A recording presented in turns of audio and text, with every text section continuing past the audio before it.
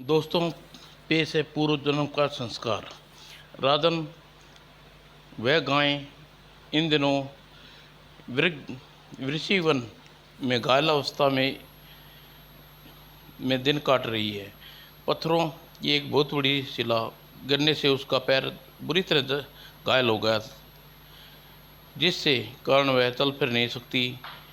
उसके उन्हें तुम्हें उसके घायल पैर को सेवा और सिरगद्दा करके पैर की सेवा ठीक करना है, तभी गाय तुमसे प्रसन्न हो सकती है।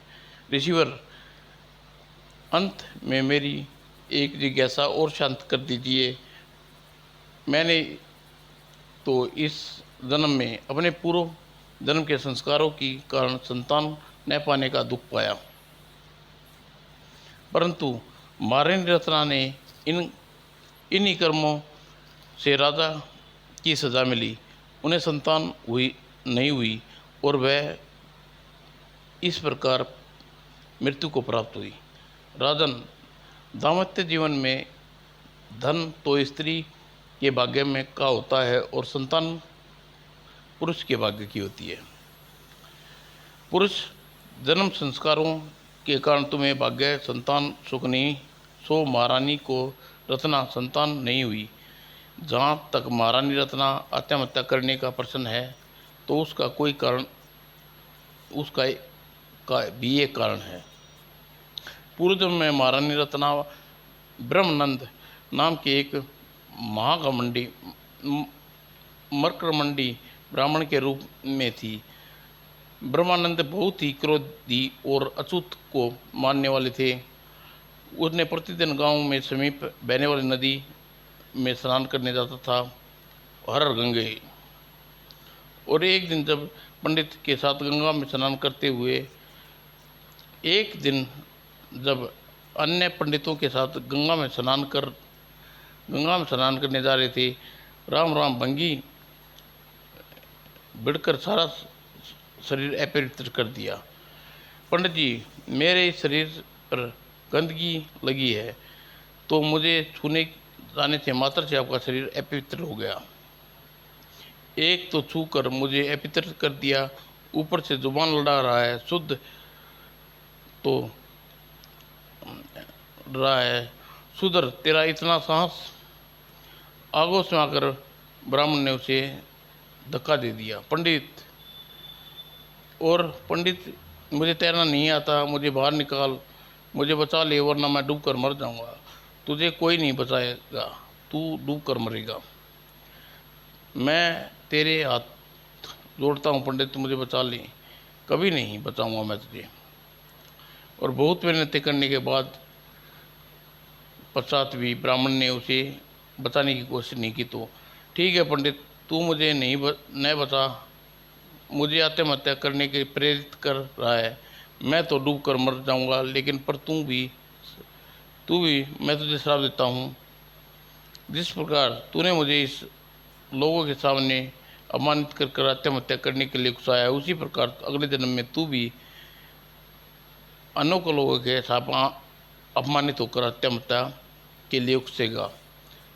जा, बड़ा आया अगले जन्म की बात करने वाला।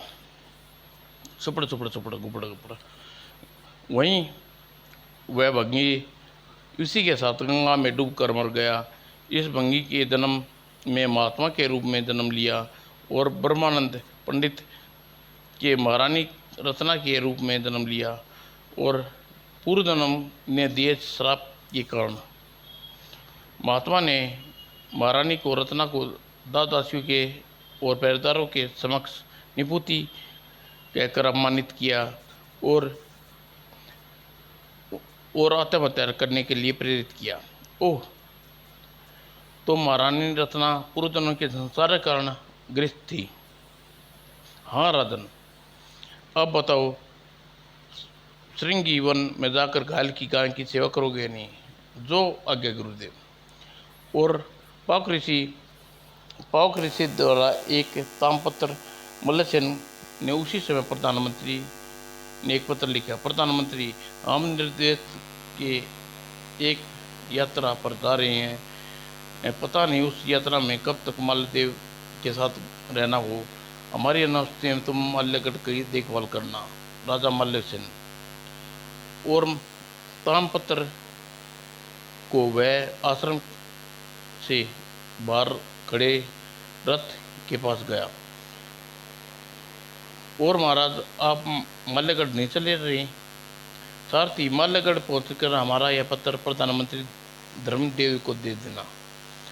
नहीं सारथी, मैं एक यात्रा पर पैदल जा रहा हूँ।